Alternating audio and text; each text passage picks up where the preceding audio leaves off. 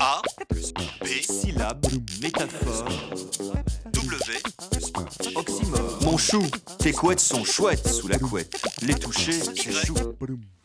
Dans mon restaurant montréalais préféré, on me sert des pois. En accompagnement, en soupe au lard. Ce sont alors souvent des fèves qui sont proches. On disait dans l'ancienne langue, donner un pois pour avoir une fève, c'est-à-dire rendre l'appareil à quelqu'un. Tout en me régalant, je ne manque jamais de remarquer qu'en France, on ne me propose jamais de pois. J'entends sans épithète. Les pois français, si j'ose dire, sont cassés, chiches, gourmands, mange-tout, etc. Ils sont principalement petits. Petit pois est devenu en effet un nom composé, figé, désignant le pois quand il est fin, vert et frais.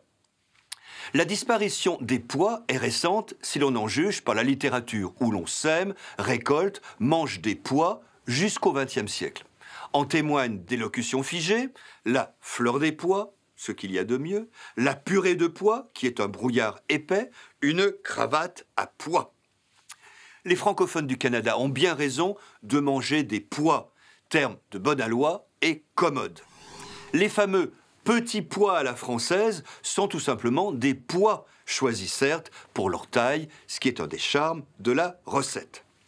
Mais ne pouvoir se passer de cette épithète vide de sens, petit pois, petit pois, petit pois, c'est vraiment la fin des haricots. A plus B, Syllabe, métaphore, W plus oxymore. Y